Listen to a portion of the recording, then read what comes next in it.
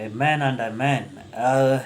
Another wonderful morning that the Lord has made, that we may share through this broadcast a word of encouragement to each one of us, believers and non-believers included, on Thanksgiving.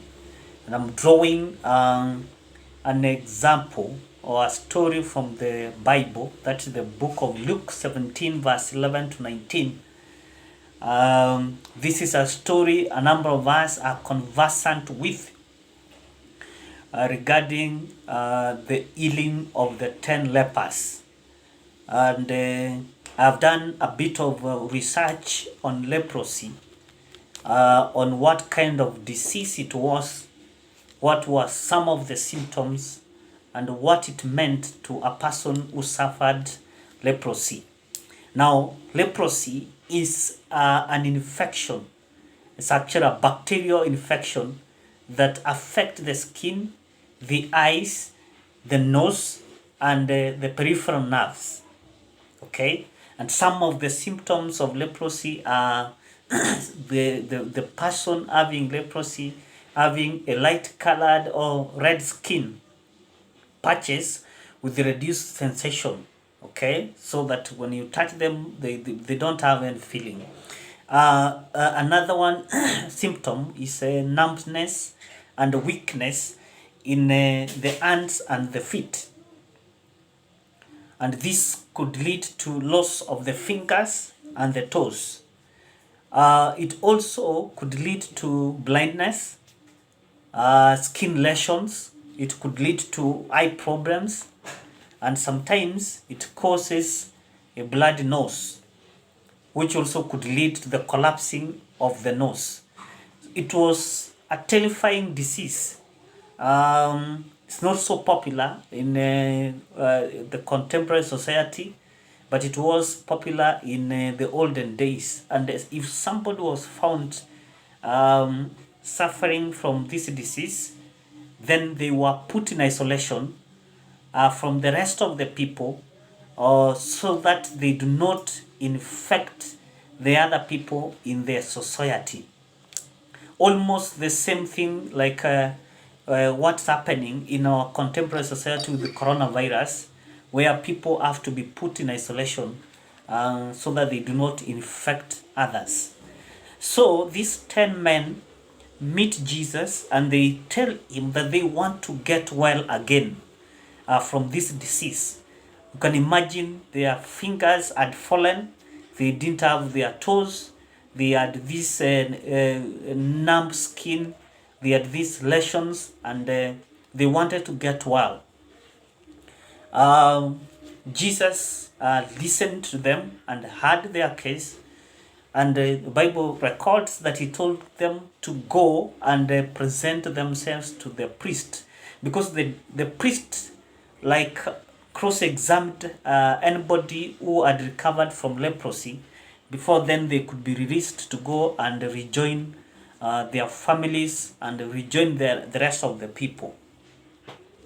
So it was such a terrible disease that once you get it, it could take as many years as 20 or as the whole of your lifetime for you to, either recover or not recover.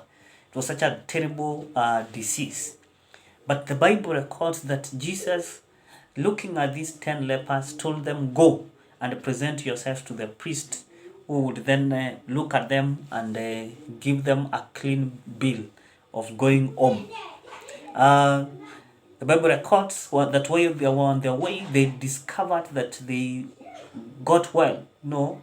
If somebody didn't have their fingers or their toes, then they pop, or they find their limbs have come back, their hands, and they got well. And the excitement that would come with it, especially if you knew that you were not going to recover from that kind of disease.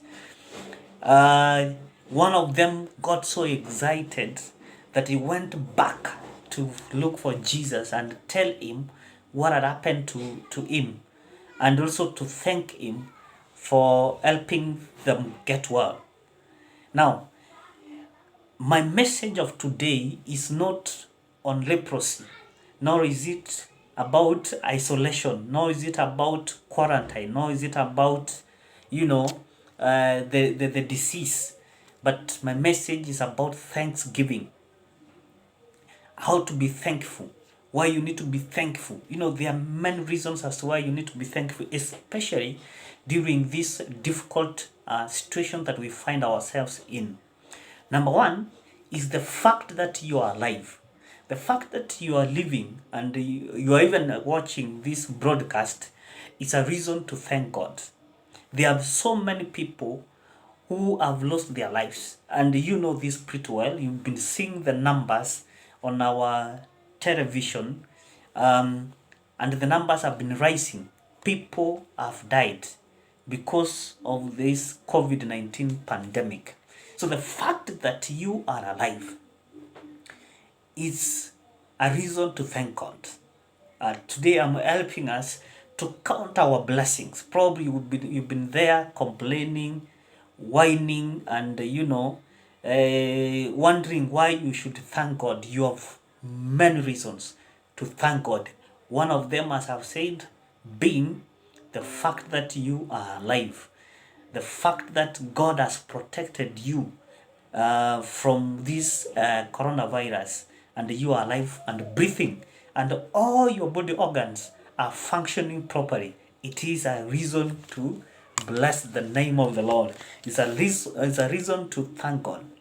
Number two, the second reason that you need to thank God for is the fact that your people are also alive.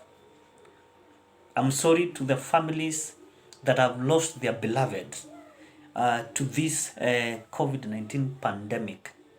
But the fact that some of our families have not been affected by this pandemic, including your family members, your spouse, your children, your parents, have not been infected, they have not fallen victim of this pandemic, is a good reason enough to thank God. It's a good reason enough to praise the name of the living God, because He has done it for you and extended it to your family members. So, reason number two, thank God because of your family members, for they are well kept of God, they are well and they are moving. The fact that you also have a family is a reason to thank God, right? Reason number four, the fact that you have a job.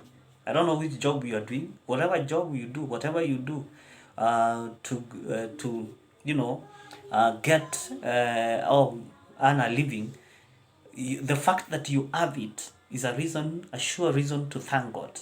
And I'm sorry to the families and to the people who have lost their jobs due to this COVID-19. Several people from several companies have been laid off. Some, unfortunately, have been sent home on unpaid leave. So the fact that God sustained you at your current workstation or wherever you are is a sure reason enough to thank God, to bless His name. Irrespective of whether, you suffered a pay cut, whether it was 5%, 10%, 35%, 50%, whatever percentage you got or you were given, the fact that you were not laid off is a sure reason to thank God. It's a sure reason to bless the name of the Lord.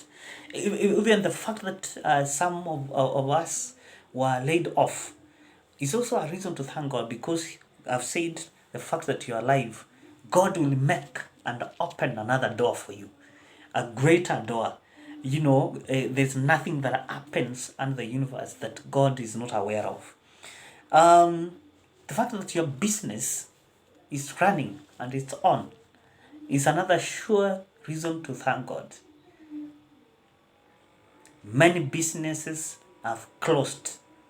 They have been inflicted by these hard times, hard economic times, and several people have been pushed to close down their businesses. So in case you have your business and it is